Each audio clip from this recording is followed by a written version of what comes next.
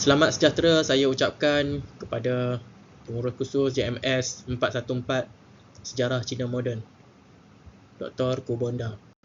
Saya JM 13782 Palang 21, Ahmad Safwan bin Amiruddin. Di sini saya akan membentangkan pusingan wangsa dalam sejarah Cina, iaitu zaman kemunculan, zaman kegemilangan dan zaman kejatuhan, daripada dinasti Ming dan dinasti Qing. Dinasti Ming.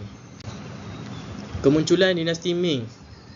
Dinasti Ming adalah dinasti yang berkuasa di China setelah runtuhnya dinasti Yuan pada tahun 1368 sehingga tahun 1644. Pendirinya adalah Zhu Yuanzhang atau Maharaja Hongwu yang menjadi pemimpin dalam pemberontakan para petani untuk menuntuhkan dinasti Yuan. Dinasti Ming menjadi dinasti Maharaja Cina terakhir yang diperintah oleh bangsa Han.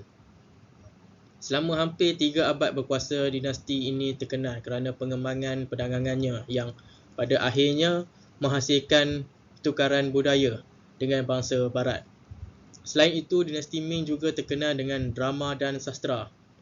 Dinasti ini runtuh pada tahun 1644 akibat pemberontakan yang dipimpin oleh Li Zicheng, pendiri dinasti Shun. Pada tahun 1352, Zhu Yuanzhang memutuskan untuk menyertai kelompok pemberontak yang tidak puas hati terhadap pemerintahan dinasti Yuan. Kemudian Zhu Yuanzhang telah menjadi pemimpin pemberontakan yang paling dicari oleh dinasti Yuan. Pada tahun 1368, Zhu Yuanzhang akhirnya berhasil meruntuhkan pemerintahan dinasti Yuan dan mendirikan dinasti Ming dengan menjadi Maharaja Ming pertama yang bergelar Maharaja Hongwu.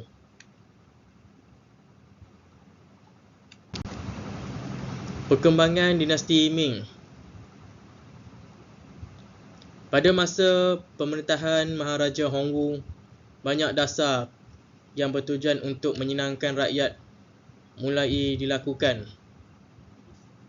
Sepertinya contoh, melakukan reformasi birokrasi, mengurangkan pajak rakyat dan menghukum para pegawai yang rasuah. Maharaja Hongwu juga dikenali sebagai pemimpin yang penuh kecurigaan di mana dia tidak teragak-agak untuk menghukum mati sesiapa yang dikhawatiri akan membahayakan kuasanya. Semasa pemerintahannya, Maharaja Hongwu dianggarkan telah menghukum bunuh 70,000 pegawai istana, daripada pegawai tinggi kerajaan hinggalah pegawai kerajaan. Zaman kegemilangan dinasti Ming. Dinasti Ming mencapai zaman kegemilangannya apabila ia diperintah oleh Maharaja Yongle. Dalam usaha untuk mengekalkan kuasanya, Maharaja giat menjalankan ekspedisi kententeraan ke pelbagai wilayah. Pada permulaan tempoh kekuasaannya, Vietnam berjaya dikawal dan Mongol terus-menerus ditolak kembali ke Asia Tengah. Selain itu, Maharaja Yongle menghantar Laksamana Cheng Ho untuk mengetuai ekspedisi maritim ke wilayah selatan. Laksamana Cheng Ho berjaya sampai ke India, Teluk Pasi dan pantai timur Afrika, mengatasi pencapaian orang Eropah ketika itu. Maharaja juga menjalankan pembangunan dalam negaranya dan memindahkan ibu kota dari Nanjing ke Beijing. Di bawah pemerintahan Maharaja Yongle, dinasti Ming berjaya mencapai keamanan dan kemajuan dalam pelbagai bidang dalam sejarahnya. Dinasti ini juga terkenal dengan pengeluaran porselinnya. Malah kilang porselin Jingdezhen yang dibina oleh dinasti Ming menjadi sumber ekspor yang sangat popular di Eropah. Selain itu, penyelenggaraan dan pembaikan tembok besar Cina yang sangat ketara juga telah dijalankan pada zaman dinasti Ming. Penduduk Cina mengalami pertumbuhan yang sangat mendadak. Daripada sekitar 65 juta pada awal zaman Ming, jumlah itu meningkat 2 kali ganda kepada 150 juta pada akhir pemerintahannya. Zaman kejatuhan dinasti Ming. Selepas hampir 3 abad memerintah, dinasti Ming mula mengalami krisis kewangan. Masalah-masalah itu disebabkan oleh pemborosan di pihak empayar, kegagalan tanaman, kempen ketenteraan dan peningkatan kos memerangi pemberontak Mongol. Keadaan ini menyebabkan kebuluran, memaksa tentera meninggalkan jawatan mereka dan melakukan rompakan.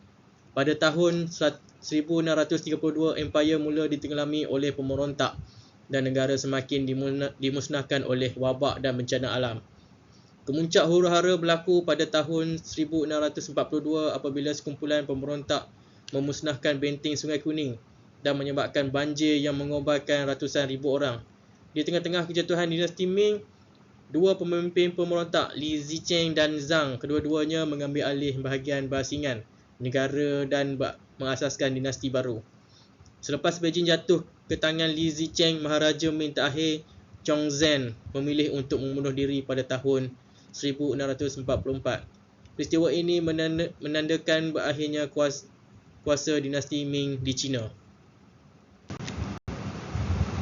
Dinasti Qing. Kemunculan dinasti Qing. Dinasti Qing atau dinasti Manchu adalah dinasti empayar terakhir di China yang pemerintahannya berlangsung dari tahun 1644 hingga tahun 1912. Selain Yuan, Qing juga dikatakan sebagai dinasti asing yang pernah memerintah China. Selama hampir 3 abad pemerintahan, dinasti Qing menjadi empayar keempat terbesar dalam sejarah dunia. Pada tahun 1912, penduduknya mencecah 432 juta dan ia menjadi negara paling ramai penduduk di dunia. Dinasti Qing runtuh pada tahun 1912 yang kemudiannya diikuti dengan penubuhan Republik China. Sejarah penubuhan dinasti Qing menjelang akhir dinasti Ming. Pemberontakan menjadi perkara biasa di seluruh China. Tentera Manchuria dari Timur Laut Asia juga memerangi tentera Ming sejak 1616 dan menduduki beberapa bandar di sepadan utara China.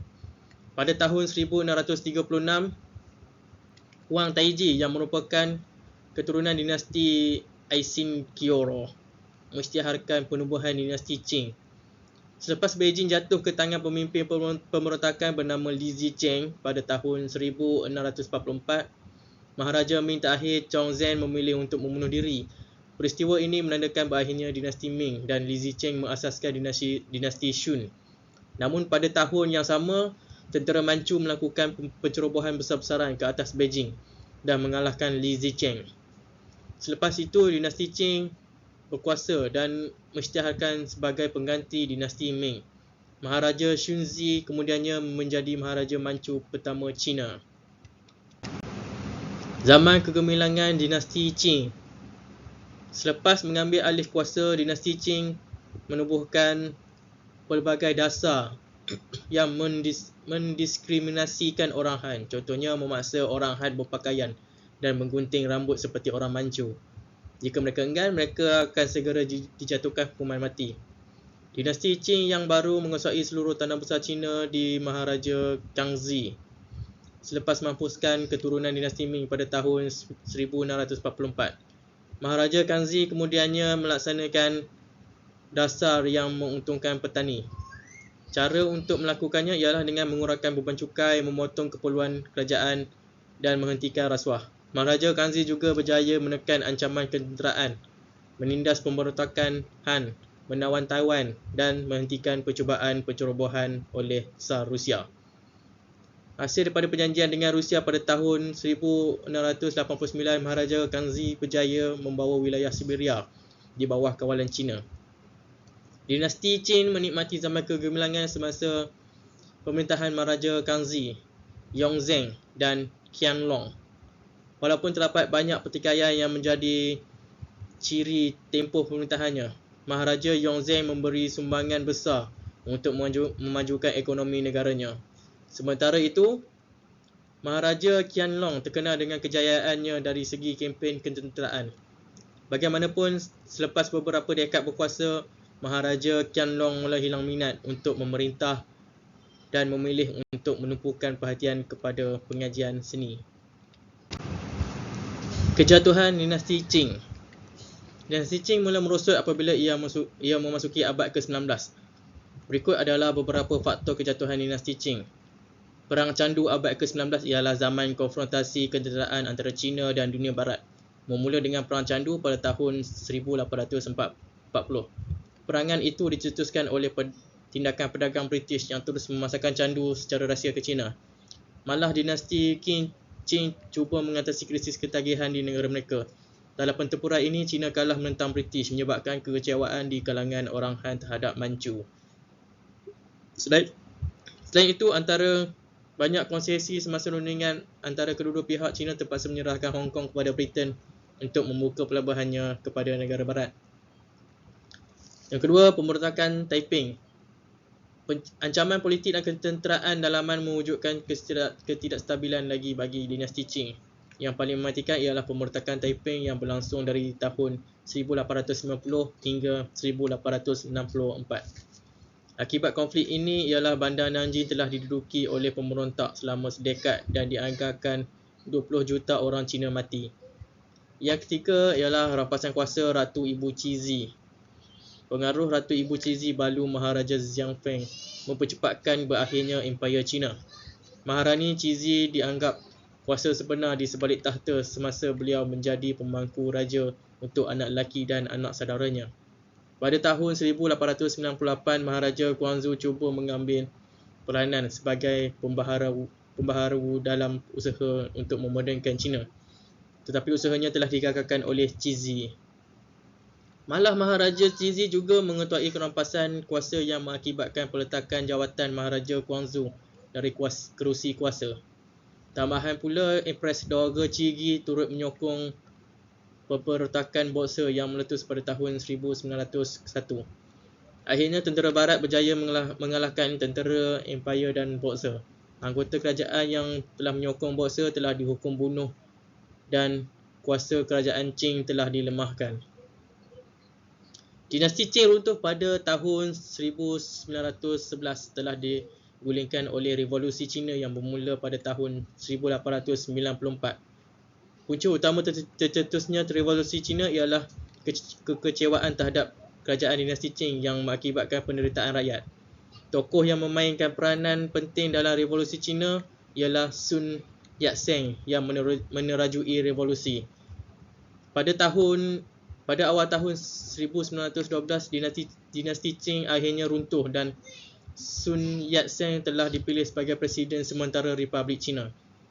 Revolusi Cina bukan sahaja menjatuhkan kuasa dinasti Qing, tetapi juga menamatkan sistem beraja dan tradisi feudalism yang telah berlangsung selama berabad-abad dan memulakan era republik.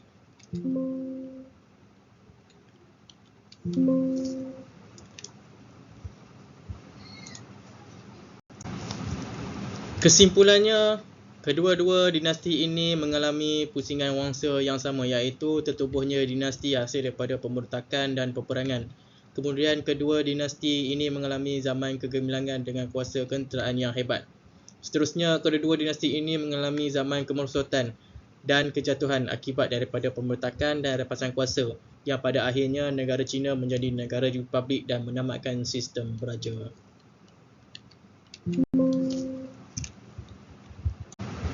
Sekian, terima kasih.